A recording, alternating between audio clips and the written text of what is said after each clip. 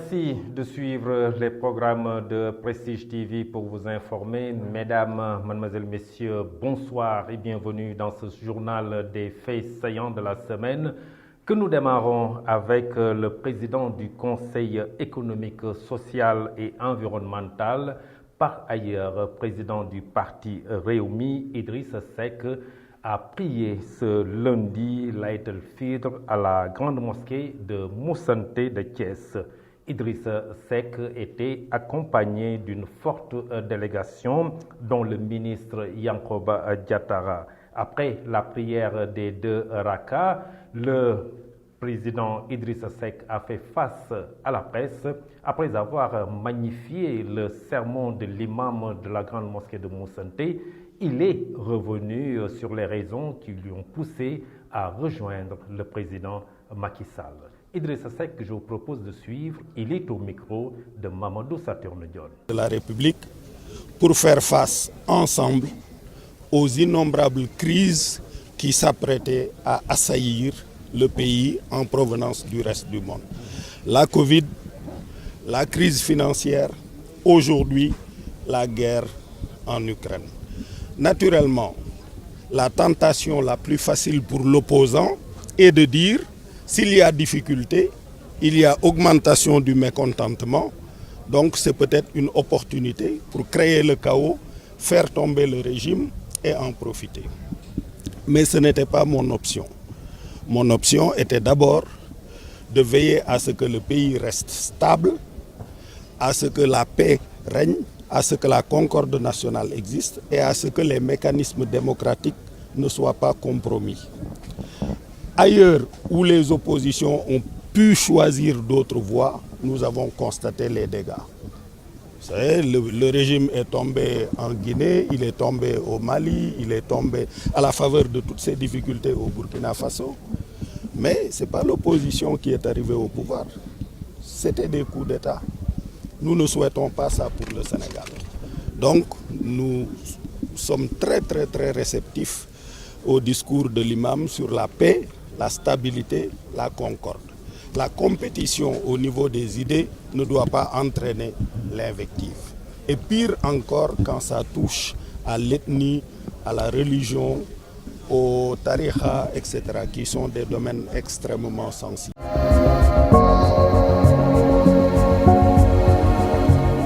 A-t-il été reçu par le président Macky Sall? Maître Ousmane Diagne, maire de la commune de Thiès-Est, membre de la coalition Yewwi Askan Wi, ne nie pas avoir rencontré le président de la coalition Benno Bokk Yakaar, mais il dit qu'il reste ancré dans la coalition Yewwi Askan Wi. Maître Ousmane Diagne donne ses raisons. Il est toujours au micro de Mamadou Saturne Dione. Vous n'êtes pas sans savoir que depuis hier, une rumeur persistante envers le maître Ousmane Diagne, le maire de la commune de Thiès-Est, au niveau de la coalition Benno Bokk Yakaar. Je voudrais profiter de votre antenne pour rétablir la vérité des faits. Ce qui s'est passé, c'est que nous avions des projets de construction d'infrastructures, dont 2 postes de santé, l'un à la cité Kër Khadim, l'autre au niveau du quartier Fayou. Et un autre projet extrêmement important à mes yeux parce que se trouvant au niveau de mon quartier. Il s'agit de la construction d'un SEM moderne qui nous a été offert par l'Agence française de développement dans le cadre de l'ADM 2. Il se trouve que nous avons eu d'énormes difficultés à disposer du permis de construire nous permettant de démarrer les travaux parce que le préfet, après la délibération du conseil municipal l'année dernière, nous a signifié que le site en question se trouverait au niveau des champs de course et que seule une autorisation express du ministre des Sports pouvait nous permettre de procéder à ces constructions. Donc en tant que maire de la commune de Thiès-Est, nous avons été, après plusieurs correspondances envoyées, rencontrer le ministre des Sports qui a saisi une opportunité pour nous permettre de rencontrer le président de la République à qui nous avons soumis ces préoccupations au niveau de la commune de Thiès-Est. Voilà ce qui s'est passé au niveau par rapport à cette affaire-là et les rumeurs qui ont été distillées, certainement par une certaine classe politique qui sans doute pense que Maître Ousmane Diagne va rejoindre la coalition Benno Bokk Yakaar et que leur place serait menacée. Mais je vous précise que Maître Ousmane Diagne demeure plus que jamais ancré au niveau de la coalition Yewwi Askan Wi. Nous sommes en train de massifier et de développer notre mouvement et de préparer les prochaines joutes électorales. Vous avez été reçu par le président Macky Sall? Oui, nous avons bénéficié d'une opportunité pour rencontrer le président de la République, pour lui poser les problèmes au niveau de la commune de Thiès, notamment les problèmes d'infrastructure dont je vous ai parlé tout à l'heure.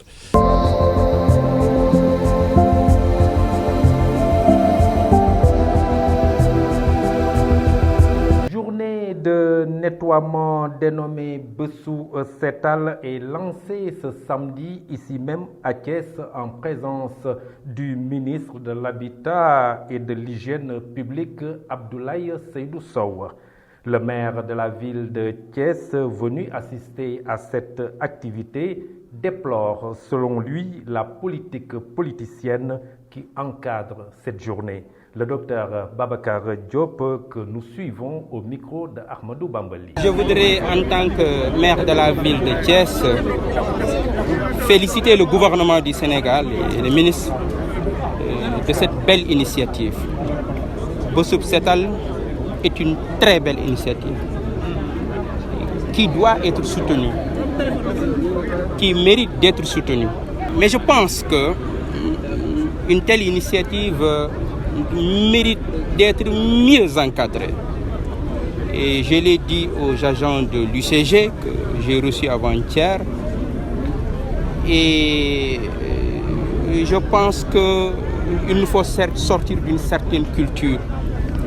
Je l'ai dit à l'UCG, c'est pourquoi j'en parle publiquement, parce que l'UCG n'a pas respecté mes instructions. L'UCG ne peut pas se permettre de poser des bacs tout au long du trajet du ministre. On est au XXIe siècle, on est en 2022. Le ministre est venu à Thiès pour voir la réalité. Il n'est pas venu participer à une politique de mensonge. Moi, en tant que maire de Thiès, je ne peux pas accepter cela. Je veux voir la réalité de Thiès. Je veux que le ministre regarde, voit la réalité de Thiès. On n'a pas besoin de poser des bacs tout au long du trajet du ministre. Pour tromper qui? Pour tromper les populations? Ou pour tromper le ministre? Ou pour tromper le maire de la ville de Thiès? On trompe qui? Je dis ça, je pense que je n'ai pas aimé ça. J'aurais aimé que le ministre regarde Thiès telle qu'elle est. Telle qu'elle est. Si, monsieur le ministre, tout au long de votre trajet, on vous montre des agents du l'UCG, on vous montre des bacs posés, vous-même vous savez que ce n'est pas conforme à la réalité. Vous-même vous devez le savoir. Et je pense que les agents de l'UCG, sur ce côté, ils se sont trompés. Et pourtant, je me suis opposé avant-hier à cette politique-là, parce qu'on est au XXIe siècle, on est en 2022. On ne peut pas continuer de tromper notre peuple. Ce n'est pas normal. Pourtant, l'UCG fait un excellent travail à Thiès. Je suis la première personne à reconnaître ça. Madame K fait un excellent travail. Elle n'a pas besoin de ça.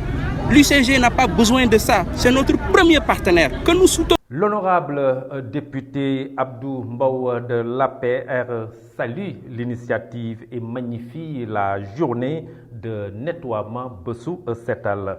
Il a répondu au maire de la ville de Thiès. Selon lui, l'UCG a le droit de montrer à leurs supérieurs le travail qu'ils ont fait. Abdou Mbow, que je vous propose de suivre, il est toujours au micro de Ahmadou Bambali. Mais je voudrais juste dire qu'il y a un jour et des temps pour faire de la politique et des temps pour travailler pour la République. Le ministre a dit tout à l'heure que nous sommes là pour la République. Nous sommes là pour le Sénégal.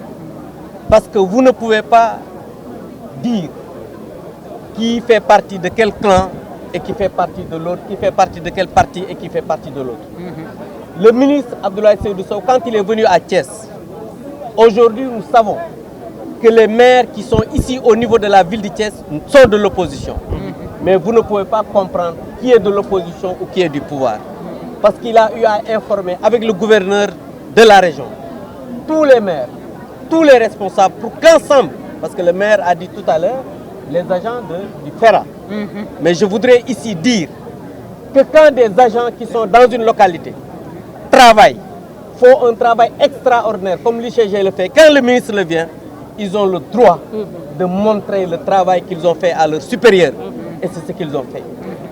D'habitude, quand un ministre de la République venait dans cette ville, ce qu'on voit, c'est des tam-tams, des tamas, des griots, des choses. Mais aujourd'hui, vous n'avez entendu aucun tam-tam.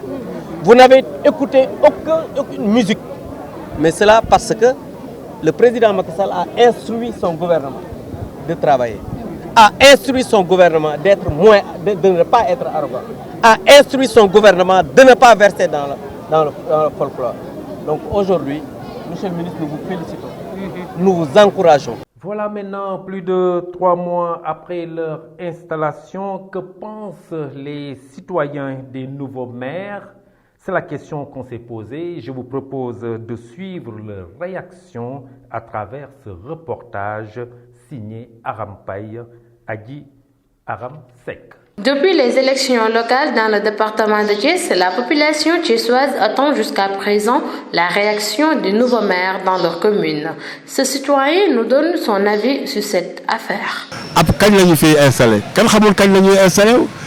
On ne sait pas quand ils vont s'installer. Ils n'ont qu'à aller vers les populations, vers la base. Tant que les maires ne se donnent pas la peine d'aller vers les populations, de les rencontrer pour recueillir leurs doléances. Tant qu'ils ne font pas ça, ils risquent d'avoir toujours les mêmes problèmes. Les avis divergent. Un autre citoyen apporte son soutien aux nouveaux maires tout en leur donnant des conseils. À l'intervalle de 90 jours, on ne peut pas émettre un jugement de valeur sur le travail d'une équipe municipale nouvellement installée. Elle vient à peine d'être installée, elle prend ses repères. Il y a la cérémonie de passation de consignes qui vient d'être achevée. Ils sont là en quête de repères avec les populations, ils se familiarisent avec les dossiers, avec les grands chantiers qui les attendent. Et quelles sont les préoccupations réelles des populations? Par exemple, à l'état actuel, moi je crois qu'il convient d'anticiper sur la période hivernale qui va s'installer très prochainement. Il faut d'ores et déjà commencer par des travaux de nettoyage des canaux à ciel ouvert, etc. Les canalisations des eaux de pluie, les eaux stagnantes et autres. C'est dès maintenant qu'il faut travailler sur ça, pour que quand même qu'il n'y ait pas de ruissellement d'eau de pluie, qu'il n'y ait pas des inondations dans les villes, dans les quartiers, dans les marchés et autres. C'est ça, la collecte des ordures ménagères, il faut aussi s'atteler à cela. Vous voyez, répondre, anticiper sur certains événements, de façon à ce que lorsque l'événement se produit, tout de suite on a déjà une réponse idoine qui est déjà là. Toutefois, les populations attendent les réalisations concrètes dans leurs communes respectives. Et puis, dans cette semaine, un conseil départemental et spécial préparatoire de l'hivernage 2022 s'est tenu ce vendredi à la préfecture de Thiès. L'ordre du jour a porté sur le curage et le système de drainage des eaux. La réunion s'est tenue sous la houlette du préfet en présence de notabilités, de chefs de services techniques. Le directeur des services techniques à la mairie invite l'ONAS et les collectivités locales à accompagner les opérations de curage des canaux d'évacuation des eaux pluviales. Je vous propose de suivre Ahmed Mbaye. Il est au micro de nos reporters Mambiram Gaye, Moussa Mbaye. Bon, le CDD, l'objectif c'était de préparer l'hivernage prochain, la lutte contre les inondations. Donc on se réjouit que cette année, il y a une intercommunalité. Les 3 collectivités territoriales, les 3 communes et la ville de Thiès, les maires se sont ligués et ils sont allés sur le terrain en visite de chantier avec l'appui des universités et des services techniques des collectivités territoriales. Ils ont pu constater les problèmes. Ils ont préconisé des solutions. Mais il se trouve que toutes les collectivités ont pris des engagements et les maires ont pris l'engagement d'acheter des motopompes parce que l'expression de besoin des sapeurs-pompiers, c'est plus de 10 motopompes. Et les maires se sont déjà engagés. Il faut se féliciter de cette volonté.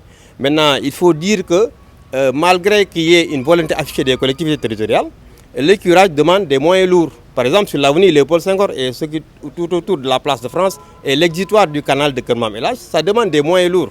Et les moyens lourds, les maires n'ont pas les moyens pour agir. Et là, on veut taper vraiment compter sur l'ONAS. L'ONAS a plus de moyens que les collectivités parce qu'il s'agit d'un curage mécanique. Il s'agit d'avoir de gros moyens des pocolins. Et les mairies n'ont pas les moyens souvent de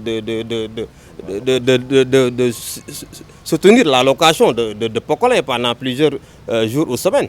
Donc ça pose un problème. Donc nous demandons à la direction régionale de l'ONAS d'être notre interlocuteur auprès de la direction générale pour lui demander de faire un effort pour cette année-ci pour que l'ONAS puisse appuyer les collectivités territoriales à régler vraiment ce curage qui demande de gros moyens. Et là, je pense que le représentant de l'ONAS a pris bonne note et nous avons aussi demandé au préfet de demander au gouverneur d'agir auprès du directeur général pour que cette histoire-là puisse être réglée. Parce que cette année-ci, franchement, il devait y avoir une amélioration dans la lutte contre les inondations et soulager un peu les populations par rapport aux désagréments qui sont causés par les inondations chaque année. En exécution de son programme pour la mise en place d'une fondation, l'association des anciennes gloires du football de Thiès était à la mairie de Thiès-Ouest. La délégation conduite par le président de l'association Mohamed Fadel Fall, en l'absence du maire, était reçue par Madame Ami Faye, chef de cabinet du maire de la mairie de Thiès-Ouest. Madame Faye promet l'accompagnement de la mairie. Je vous propose de la suivre. Et on est très honoré de vous recevoir chez nous aujourd'hui et on partage vraiment avec vous l'idée. Et on est prêt pour le partenariat dont vous voulez qu'on travaille avec vous.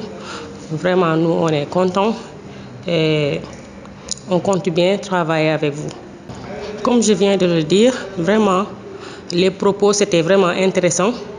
On peut dire que ce que vous venez de dire, c'était à nous de le faire. Donc, on pense que vous l'avez fait pour nous. Donc, on est vraiment fiers et contents. Et on pense bien que cette collaboration va durer et va continuer, vraiment. Doudou Diop, le vice-président de l'association des anciennes gloires chargé de la mise en place de la fondation, se dit très satisfait de cette rencontre.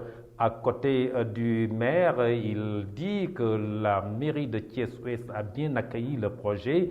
Il pense que la collectivité locale va suivre le projet. Doudou Diop, que nous suivons après la rencontre avec Madame le chef de cabinet. Ça a été un grand plaisir en tout cas d'être reçu ici au niveau de la mairie de Thiès-Ouest par le maire pour nous écouter. Et nous avons compris à travers nos échanges que c'est avec beaucoup d'intérêt que le maire quand même a suivi nos explications, a bien suivi et nous le remercions par rapport à cette question. C'est pas compliqué, effectivement, nous en venant quand même, on s'attendait pas à une certaine écoute, mais alhamdoulilah rabbil alamina, on peut dire que nous sortons très satisfaits de cette rencontre. Non, c'est une première. Nous, on a commencé à acter depuis 15 jours et la mairie de Thiès-Ouest était la première mairie en tout cas qui a répondu favorablement à notre demande. Mais cela quand même augure de très bonnes choses pour nous parce qu'on espère que les autres maires, ces autres collègues vont faire de même quand même. En tout cas, l'avenir nous le dira. On est en train de poser des actes allant dans le sens de pérenniser en tout cas ces actes-là et c'est l'avenir va nous édifier sur ce que nous ferons. En tout cas, ce que je peux dire, on est prêt à y aller, à porter ce projet avec l'ensemble en tout cas des Thiessois, des Sénégalais pour que cette fondation puisse voir le jour et aider au mieux les populations de ce pays. Détresse des maraîchers de Diogo dans le département de Tivaouane. Il manque de carburant pour alimenter les pompes agricoles. Et cela fait 2 mois maintenant que ça dure. Les cultures commencent à en souffrir et risquent de mourir si rien n'est fait. C'est pourquoi ils lancent un SOS pour sauver leur production. Vieba est maraîcher à Diogo. Nous le suivons et nous l'écoutons son cri de cœur. La sortie d'aujourd'hui s'explique par la rupture constatée dans le diesel au niveau de la zone de Diogo.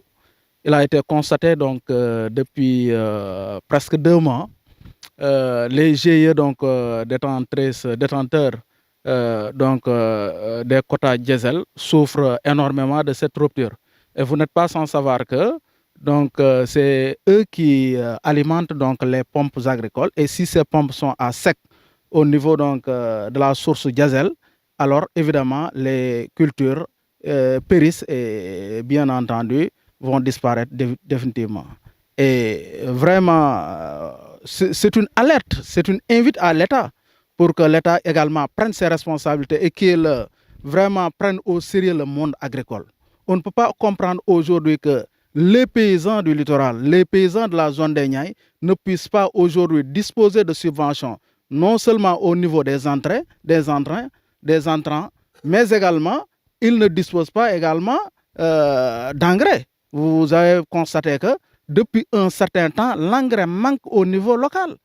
Aujourd'hui, le prix de l'engrais a triplé, allant de 9 000 jusqu'à 35 000. C'est anormal ce que nous trouvons dans la zone des Niayes. C'est la raison pour laquelle nous invitons l'État à prendre des mesures sérieuses afin que ce monde agricole soit protégé.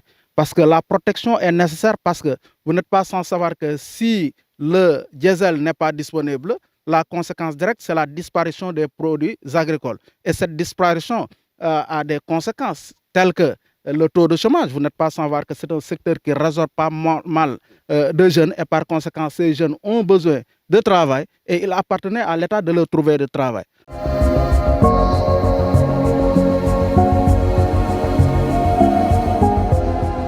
Et dans cette page de l'actualité nationale, nous parlerons des législatives. Le CNRA en tournée de sensibilisation des médias à partir de ce lundi. La page de l'actualité nationale porte la signature de Adji Aramsek. L'actualité nationale nous mène au tribunal de grande instance de Louga, saisi pour non-assistance à personne en danger après le décès en couche d'Astou Sokhna à l'hôpital Amadou Sakhir Mbaye, a mis sa décision en délibéré au mercredi 11 mai. Une peine d'1 an de prison, dans 1 mois ferme, a été demandée contre 4 des prévenus. Le procureur a souhaité, en revanche, la relaxe des 2 sages-femmes remises en liberté dès le début de l'enquête, lesquelles ont comparu libres devant la juridiction. Le tribunal a rejeté la demande de liberté provisoire introduite par les avocats des 4 sages-femmes placées en détention préventive. Parlons à présent de législative. Le Conseil national de régulation de l'audiovisuel CNRA entame par Thiès, à partir de lundi, une campagne nationale d'information et de sensibilisation des professionnels des médias sur la couverture des activités électorales. Le lancement de la tournée sera présidé à Thiès par le ministre de la Culture et de la Communication, Abdoulaye Diop. Le CNRA indique que tous les acteurs des médias sont concernés par la campagne de sensibilisation qui se déroulera du 9 au 29 mai sous la forme d'ateliers de partage à organiser sur des sites pôles dans 5 capitales régionales. Terminons l'actualité nationale en parlant d'accords entre le gouvernement et les syndicats de la santé. Le gouvernement et les syndicats du secteur de la santé, qui étaient jusqu'ici en négociation, ont pu trouver un accord. Ils vont se retrouver mardi prochain pour signer le protocole. Beaucoup d'efforts vont être faits cette année 2022. D'autres efforts seront faits en 2023 pour ensuite finir nos engagements en 2024. Pour l'essentiel, on s'est mis d'accord sur les différents points et nous nous sommes donné rendez-vous mardi prochain pour apprécier le protocole d'accord qu'on devra signer ensemble, a indiqué le ministre du Budget, Abdoulaye Daouda Diallo, au sortir des négociations. C'était tout pour l'actualité nationale.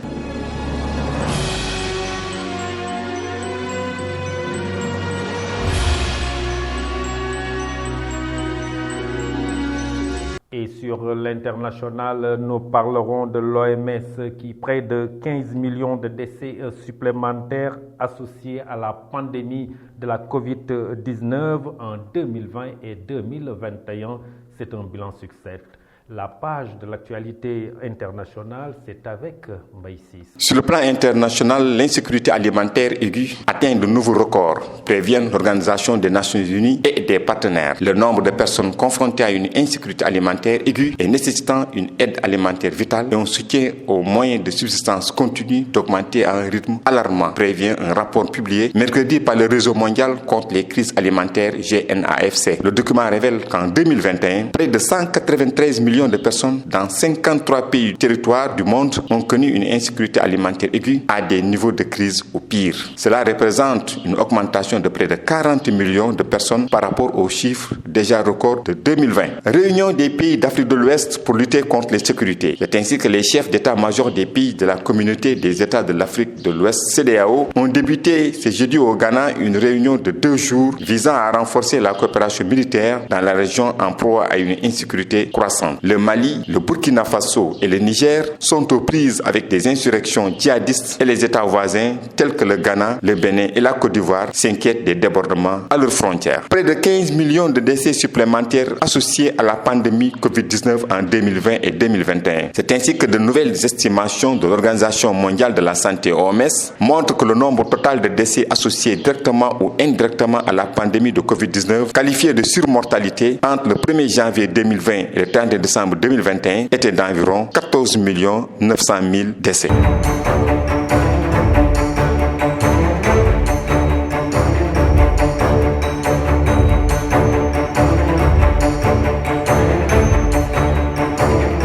Et dans la page des sports, nous parlerons des éliminatoires de la CAN 2023. Les autorités gambiennes étaient en visite ici au Sénégal pour les stades Lat Dior et les stades Maître Abdoulaye Wade. La page de l'actualité sportive, c'est avec Mamadou Saturne Dione. Après une victoire fracassante face à la Grèce, 4-1, l'équipe nationale du Sénégal des malentendants, troisième avec 4 points, rencontre ce vendredi celle du Mexique. En 4e journée de la 24e édition des DIFLYPICS, c'est-à-dire Jeux olympiques de football des sourds, qui se disputent présentement au Brésil du 30 avril au 15 mai 2022. Pour rappel, le Sénégal affronte le dernier du classement, le Mexique, pour tenter de décrocher une deuxième victoire consécutive. Football, Ligue Europa, les Rangers renversent Leipzig au terme d'un match au scénario incroyable dans une ambiance des grands soirs. Supérieurs en première période, les Écossais ont résisté pour finalement marquer le but de la qualification en fin de rencontre. Ils affronteront l'Eintracht Francfort, vainqueur de West Ham à Séville en finale. Terminons par les éliminatoires de la CAN 2023 à moins d'1 mois de la première journée des éliminatoires de la Coupe d'Afrique des Nations Côte d'Ivoire 2023. Les autorités gambiennes sont depuis jeudi au Sénégal. Des responsables du ministère de la Jeunesse et des Sports et du comité de gestion des événements de la Fédération gambienne de football ont visité les installations des stades Abdoulaye Wade de Diamniadio et Lat Dior de Thiès en vue du match de la Gambie qui devra recevoir le Soudan du Sud en début du mois de juin prochain. Merci Mamadou Saturne Dione. Mais pour compléter cette page sportive, nous parlons du programme de la Ligue professionnelle qui va jouer sa 21e journée. Demain dimanche à Ngalandou Diouf, Teungueth FC 9e rencontre Lanterne Rouge, Mbour Petite Côte 14e. À Albouri Ndiaye, Diambour 11e, reçoit le Jaraaf de Dakar 3e. À Ibrahima Boy, Guédiawaye Football Club 4e joue Dakar Sacré-Cœur avant-dernier au classement. Et à Maniang Soumaré de Thiès, un match très attendu, le CNEPS Excellence 12e reçoit l'AS Pikine 7e. En Ligue 2, deuxième journée, 21e journée toujours, l'USO 5e reçoit Walidane 2e. À Fodé-Wade, Demba Diop 4e reçoit le leader Sonacos de Diourbel. À Caroline Faye, les Stades de Mbour troisième, reçoit Oslo, septième. Et le lundi, à Maniang Soumaré, un match aussi très attendu. Thiès Football Club, dernier, reçoit Kermadior, sixième. Tous les matchs se jouent à partir de 17h. Voilà, mesdames, mademoiselles, messieurs, merci d'avoir suivi ce journal hebdomadaire que j'ai eu l'honneur de vous présenter. Merci de l'avoir suivi. Passez un très bon week-end. Au revoir.